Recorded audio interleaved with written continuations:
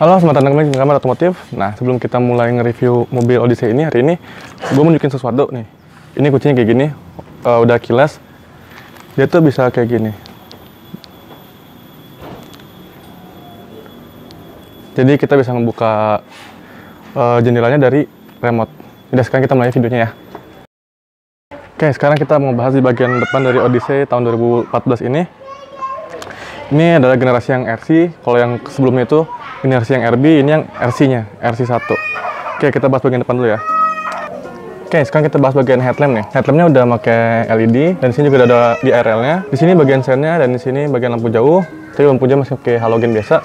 Kalau yang lampu dekatnya itu pakai lampu LED, tapi udah pakai proyektor. Di sini ada kayak cornering lamp gitu. Jadi kalau kita nyalain lampu, terus kita belokin setirnya ke kanan atau ke kiri, nanti ini bakal nyala sendiri nih. Atau nyalain sen juga dia bakal nyala. Jadi ngebantu kita buat ngelihat sudut yang lebih jauh, tuh yang agak lebih gelap. Di sini ada kamera tuh. Jadi ini mobilnya udah ada kamera 360.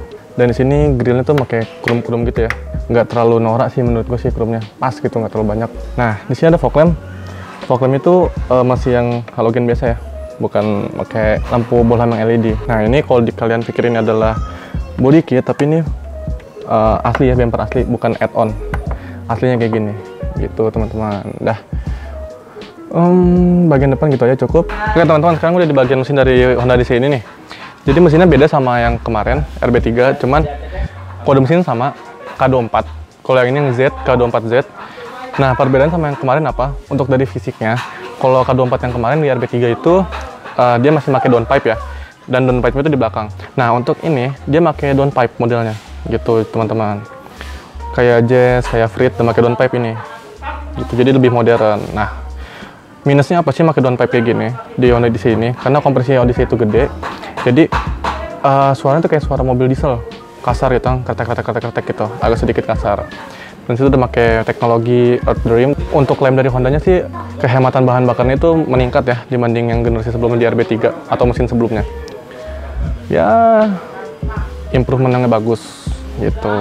Cuman agak sedikit nggak sukanya tuh dia CVT ya teman-teman. Mesinnya Odyssey itu kan gede nih, K24. Tapi dipadukan dengan CVT agak sedikit gimana ya. Tapi bagusnya CVT-nya tuh responsif sih walaupun agak gimana gitu. Yaudah, gitu aja dari mesin, kita tutup. Oke, sekarang kita ke bagian samping. Nah, sebelum kita bahas ke bagian samping keseluruhannya, kita bahas bagian velg dulu ya. Oke, velgnya pakai ring 17, ukuran bannya 215/55. Ini udah diganti bannya pakai yang Michelin, tapi yang asli itu pakai Yokohama, bawaan Jepangnya. Nah, ini kalau kita desain velgnya itu memang two tone color, cuma gue agak kurang suka nggak two tone color kayak gini, kayak gimana gitu. Tapi ya selera sih menurut gue. Bagian velg udah gitu aja. Sekarang kita naik ke atas. Yang pertama gue lihat adalah di sini ada list chrome yang nyambung dari sini sampai ke ujung belakang sana. Nah, ini kita bahas sekarang bagian spion. Spionnya udah ada sennya. Dan tadi gue udah bilang ini mobil pakai kamera 360. Berarti kan kameranya ada banyak ya. Nah, untuk di spion kamera tuh rapi banget di sini nih. Ditaruh di bawah kameranya. Nggak ada yang nonjol-nonjol gimana gitu. Berhubungin mobil keyless, jadi ini mobilnya kekunci nih. Kita nggak perlu mencet tombol ini, tapi kita tinggal masukin tangan ke sini, mobil udah kebuka. Itu teman-teman, gampang nih. Contoh kayak gini nih, mobil gue kunci, gue masukin, langsung kebuka. Ini nggak perlu mencet ini buat ngebukanya. Dan di spion juga kita bahas spion lagi nih. Ini tuh ada blind spot assist-nya nih. Jadi kalau ada mobil dari samping, itu bakal nyala ada lampu di sini. Tapi kalau mobilnya lewat gitu, nggak bakalan bunyi. Tapi kalau kita ngesen, bakalan bunyi di sini. Dari dalam bakal bunyi. Oke, itu ada side skirt ya. Side skirtnya emang agak kelihatan lebih lebay gitu ya. Selera sih. Desainnya banyak lekukan-lekukan yang lumayan bagus lah menurut gua. Door handle-nya udah dilapis pakai chrome, yang belakang juga.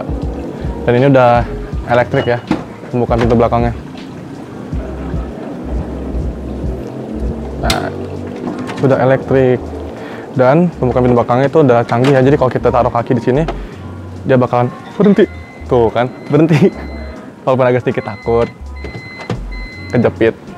Yuk, kita lanjut ke velg belakang udah pakai disc brake belakangnya. Jadi pengeremannya lebih bagus dan fun fact-nya dia disc brake-nya tuh ada tromolnya dalamnya. Jadi yang tromol di dalam itu buat parking brake, kalau yang disc brake buat pengereman. Nah, Yang tadi gue bilang leaf scrumnya nyambung dari ujung sampai ke ujung. Di sini emang agak gede gitu lah. Kalau mobil pintu geser tuh bisa penempatan ininya agak kurang rapi ya kalau menurut gue ya. Kenapa nggak taruh di sini gitu ya relnya? Kayak Elgrand mungkin kelihatan lebih rapi. Tapi oke. Kita ke bagian belakang. Nah sekarang kita di bagian belakang dari Honda EDC ini. Yang mau bahas pertama adalah di situ ada antena shark fin namanya. Dan di sini ada rear defogger. Di sini ada wipernya. Biasanya mobil itu kalau ditaruh nama mobilnya tuh di sini ya, di bawah gitu kan. Tapi ini uniknya di sini nih, taruh tengah-tengah Odyssey. Dan itu tuh bukan cuma tempelan stiker, tapi emang bentuknya asli ya, 4 dimensi.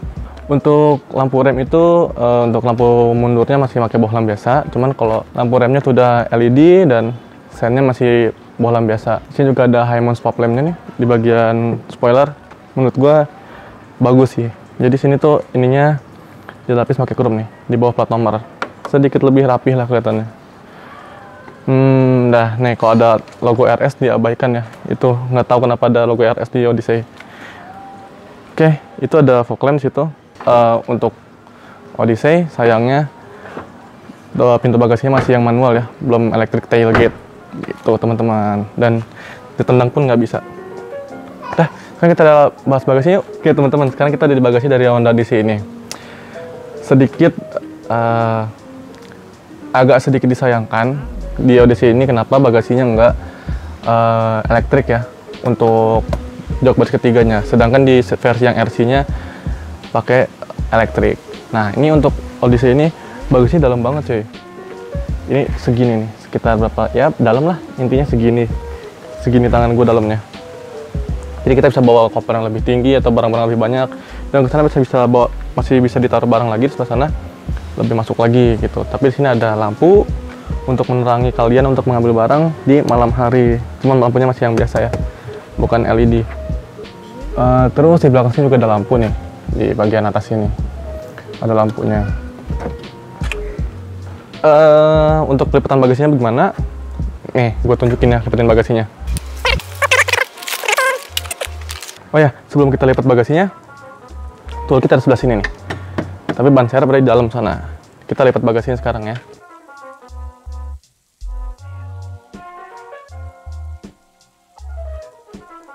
Dan ini bagasinya. Pelipatannya cukup gampang karena banyak pegas-pegasnya. Cuman ya kenapa nggak ada fitur pelipatan otomatis gitu kayak di RB3, di sini nggak ada gitu.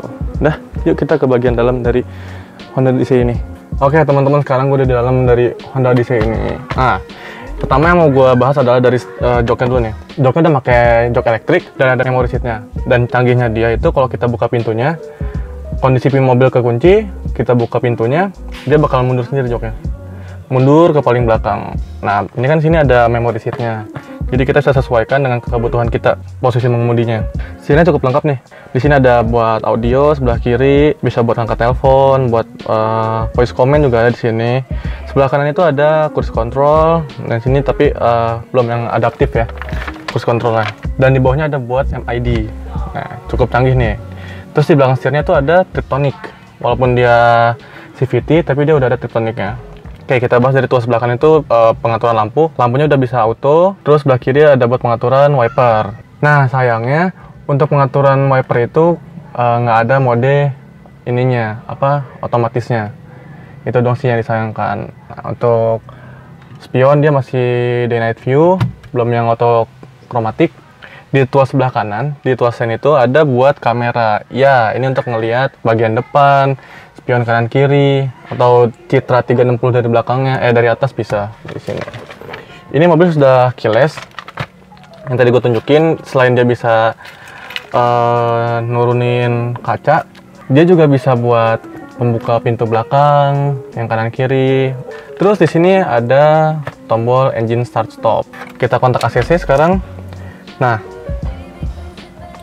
ini tuh menurut gua lumayan cukup canggih ya kan, MID-nya. Karena MID-nya udah high resolution. Dan ini tuh yang manualnya itu yang bukan yang elektrik itu cuman speedometernya doang, tapi untuk RPM-nya, terus ada gear position-nya, ada jam, itu elektrik semua. Sampai fuel meternya juga dia elektrik. Nah, MID-nya tuh lengkap banget. Di sini kita bisa ngelihat pintu mana yang kebuka, notis-notis kayak seat belt yang kepasang, rata-rata konsumsi BBM, terus ada rata-rata kecepatan. Di sini ada sisa bensin. Cukup lengkap fiturnya. Di sini udah dilengkapin mode Econ. Jadi lebih apa ya? Lebih irit gitu lah. Bisa jadi lebih irit. Dan di bawahnya ada stability control. Nah, ini ada buat pengaturan pembuka pintu, bisa dari depan sini dioperasikannya. Kalian kalau duduk di belakang tinggal suruh aja, Pak bukain pintunya gitu kan, bisa dari sini.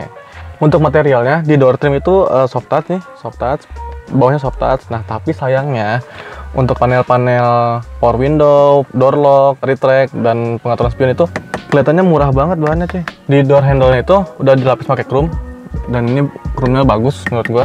Dan di sini ada apa ya namanya, wooden panelnya, tapi yang darknya. Wooden panelnya bikin kelihatan lebih mewah gitu auranya. Dan di sini tuh ada garis garnish ya, garnish gitu. Jadi bikin makin mewah. Tuh, nyambung dari sini sampai sini tuh nyambung.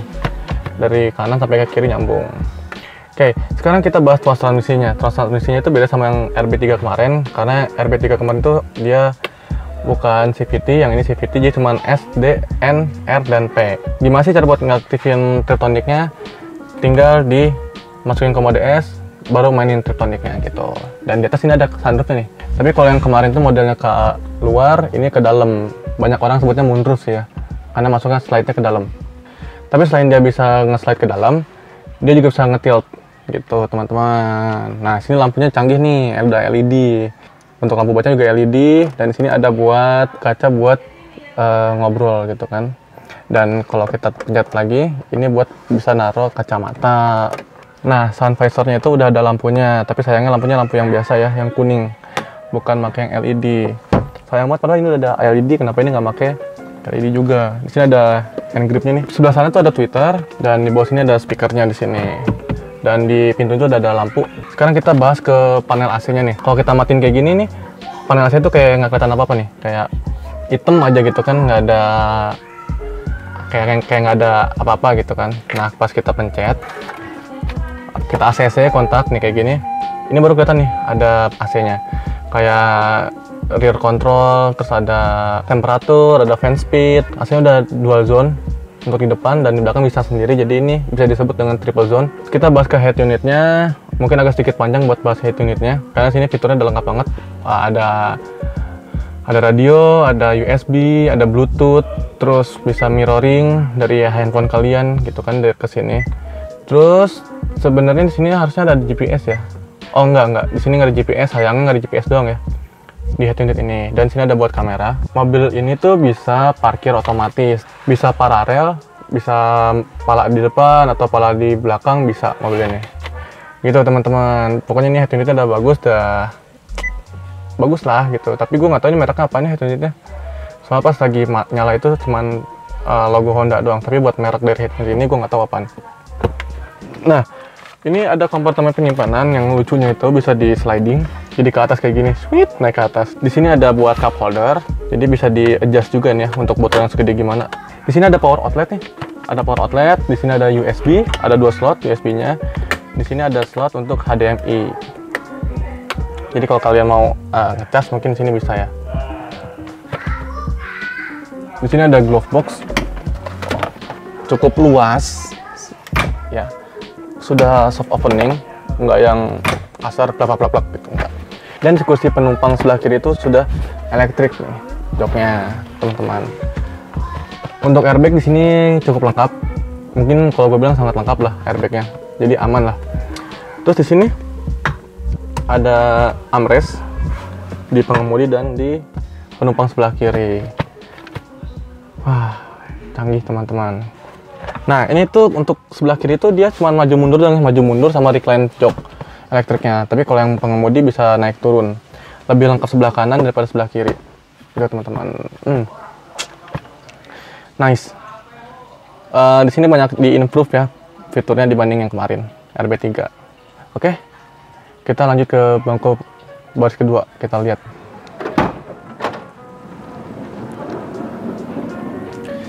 Nah, oke teman-teman, kita udah di bangku baris kedua dari Honda di sini. Kita tutup dulu ya. Sebenarnya bisa dari sini, bisa dari remote tutupnya. Nah, ini kita sesuaikan dulu dengan posisi duduk kita. Kita recline. Nah, ini pengaturan jok ini sangat-sangat ajaib karena kenapa? Ini lengkap banget. Selain kita bisa recline kayak gini, joknya nih kita recline. Terus bisa kita maju mundurin kayak gini, ya kan? Dan mana lagi ya? Ini nih. Ini buat sandaran kaki, ya kan? Bisa buat ya biar nyelonjak lebih enak. Dan juga ini bisa digeser kayak begini. Joknya bisa digeser kanan kiri. Nah, gitu teman-teman. Nah, ini tuh oh ya sama satu lagi ada pengaturan bahu. Tuh, aduh. Jadi bisa sesuaikan kemauan kita nih. Sandaran bahunya kayak gimana. Ini joknya enak, empuk. Kita balikin dulu ininya, nggak enak. Nah, sebelumnya gue sempat underestimate ya sama Honda EDC ini karena kenapa? Gue mikirnya tuh joknya kayak keras gitu ya, bahannya kayak jelek banget ya. Ternyata pas gue duduk di sini tuh enak, nyaman, empuk, joknya nggak terlalu keras, nggak keras joknya. Dan nyaman, posisi duduknya banyak banget nih. Selain di sebelah kiri ada armrest nih, sebelah kiri ada armrest, sebelah kanan juga ada armrest lagi nih, sebelah kanannya. Tuh, jadi PW banget teman-teman, mau duduk kayak gimana nih bisa PW. Sayangnya sebelah sini di jok depannya nggak ada tatakan buat kakinya ya, jadi cuman sandaran kaki doang. Ini tatakan buat kakinya nggak ada. Nah, kalau kalian di sini apa ya, bosan gitu ya kan, di sini ada layar entertainment. Tuh, di sini ada TV-nya. Kalian bisa nonton TV di sini dan sini ada buat disk room-nya. Naruh CD-nya di sini. Jadi nggak dari depan ya, dari belakang buat naruh CD-nya teman-teman. Selain itu sini ada lampu kanan kiri, lampunya ada LED. Dan sebelah kanan juga ada lampu, dan sini ada kisi AC. Untuk di RB3 itu kisi AC-nya tuh nggak di samping kanan kiri ya. Nah, di atas ini. Kenapa sekarang dipindah ke kanan kiri sini nih kisi AC-nya? Mungkin buat jalur rel ini kali ya, relnya sunroof atau gimana lah, aku nggak ngerti. Tapi kenapa sayang banget itu ditaruh di sini gitu. Kadang bisa buat ngerjain penumpang tengah nih kalau baris ketiga, bisa disorot ke bagian belakang biar masuk angin gitu kan. Kalau kalian merasa kurang privasinya, di sini tenang, ada buat curtainnya teman-teman, tapi manual ya tariknya. Tuh, sini ada curtainnya. Nah, di sini ada hand grip nih, ada hand grip di belakang sini, dan ada gantungan baju juga. Di sini juga ada hand grip buat naik ke akses ke dalam ya, jadi pegangan ke sini. Dan mewahnya lagi di sini tuh dilapis pakai chrome nih, mau detail kecil tapi bikin wah gitu loh. Di sini tuh ada buat pengaturan AC belakang nih, seperti di RB3 kemarin, AC-nya itu bisa pengaturan suhunya bisa sendiri ya, beda sama yang depan. Ada mode autonya juga, terus ada rear on, rear off, ada modenya, bisa dari bawah, bisa dari samping sini, atau ya lengkap lah fiturnya gitu kan. Arah semburannya sudah lengkap sini. Di sini ada fan speed, sini ada temperaturnya teman-teman. Nah, gue mau ngasih lihat betapa nyamannya Honda Odyssey ini. Menurut gue ya, karena di kelas-kelas yang lain nggak bisa kayak gitu. Caranya gimana sih buat bikin nyaman di Honda Odyssey ini? Bikin sangat-sangat nyaman di Honda Odyssey. Caranya gampang. Tinggal geser ke sebelah kanan aja, joknya kayak begini. Atau digeser ke sebelah dalam. Terus, kalau segini menurut kalian kurang lega, bisa dimundurin. Kalau masih kurang lega lagi, bisa mundur lagi. Mundur terus sampai ke belakang banget tuh kan. Ini ada di belakang banget. Dan kalau emang itu tinggal diselonjorin kakinya kayak begini.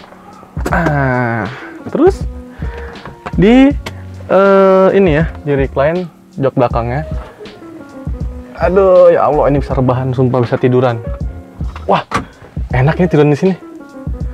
Tidur banget ini bisa. Ih, enak banget cuy. Kenapa bisa lega kayak begini? Karena jok belakangnya dilipat. Cuma kalau jok belakangnya nggak dilipat, jok baris ketiga nggak dilipat, nggak bisa selega ini teman-teman. Untuk baris kedua kayaknya segini doang sih. Ini kita balikin dulu ke posisi awal. Karena kita harus tetap melanjutkan review ini. Tidak boleh terlena dengan kenyamanan di sini. Untuk baris kedua menurutku sih gitu aja. Gua sangat apa ya, ini di generasi RC ini banyak banget yang diimprove dari RB. Sebenarnya kontroversial ya menurut gue sih. Cuman di sini kenyamanannya sangat diutamakan untuk baris kedua dan baris ketiga. terutama di kedua deh, dinyamankan. Kenapa? Karena untuk RB3 itu nggak bisa kayak begini joknya. Dia kan cuma recline doang gitu kan. Maju mundur recline. Kalau ini bisa sampai benar-benar nyaman senyaman-nyamannya dari Honda Odyssey ini. Oh ya, sama satu lagi. Di sini agak kurang sedikit kompartemen penyimpanan botol ya. Contohnya kayak gini nih. Cuma di sini doang penyimpanan botol. Nggak ada buat di sini kayak Alphard gitu kan, ada buat naruh botol gitu. Di sini nggak ada. Nah, teman-teman, tadi kan di bagasi lega banget tuh ya space-nya. Nah, untuk ban serepnya di mana sih kan? Nah, di sini nih ban serepnya ada di bawah kaki gue, di depan sini ban serepnya. Kenapa kita nggak praktekin buat ngeluarin ban serep? Karena di sini cahayanya udah kurang, udah mendung, jadi kita nggak bisa ngeluarin ban serep. Nah, lebih enak kita sekarang langsung ke bagian kesimpulan aja ya teman-teman dari mobil Honda Odyssey ini. Yuk, capcus kita keluar. Oke teman-teman, kita udah di penghujung acara. Nah, kita ke bagian kesimpulannya teman-teman. Jadi gini, Honda Odyssey di RB ketiga itu memang diperuntukkan untuk kenyamanan berkemudi, ya kan? Atau untuk fun to drive-nya. Nah, untuk di generasi yang terbaru ini, yang di generasi RC itu diutamakan ke bagian kenyamanannya, diutamakan kenyamanan di bagian kedua, baris kedua. Jadi menurut gue gimana sih? Sebenarnya agak disayangkan sih, agak sayang menurut gue. Fun to drive-nya masih fun to drive dari mobil ini, cuman lebih fun to drive untuk RB3. Tapi untuk kenyamanan dan fitur jauh di sini. Jadi sesuatu improvement yang sangat bagus, cuman yang dikorbanin adalah fun to drive-nya. Nah, untuk kalian yang gimana ya? Menurut gue harga mobil ini tuh nggak lebih mahal daripada Alphard. Jadi kalau kalian budget kalian nggak nyampe ke Alphard, tapi pengen nyaman, pengen punya pilot seat, pengen captain seatnya nyaman gitu lah, pengaturan joknya nyaman, keluasan kabinnya bagus, bagasi banyak, ruang bagasi lega. Nah, kalian bisa ambil Honda Odyssey ini, karena Odyssey ini tuh harganya tuh nggak sampai 400, kalau nggak salah 3,5 atau 370 gitu, range harganya untuk tahun 2014. Gitu teman-teman, kalau budget kalian nggak nyampe ke Alphard. Untuk konsumsi bahan bakarnya gimana sih? Menurut gua ini ada improvement daripada RB3, karena di RC ini lebih irit ya kan konsumsi bahan bakarnya. Ya, sekian dari gua. Maaf kalau ada salah kata. Dan sekarang masih corona, gua nggak bosan-bosan buat ngasih tahu kalian pakai masker, pakai hand sanitizer, hindari kerumunan, dan tetap berolahraga. Ya, karena untuk menjaga imunitas kita. Oke, itu aja dari video dari gua. Oke, gitu ya video dari gua. Sampai jumpa di video selanjutnya. Oke, thank you udah nonton video ini sampai habis. Jangan lupa like, comment, dan subscribe. Jangan lupa buat follow Instagram Arotomotif dan tungguin semua video-video keren nanti yang lagi akan datang ya. Thank you.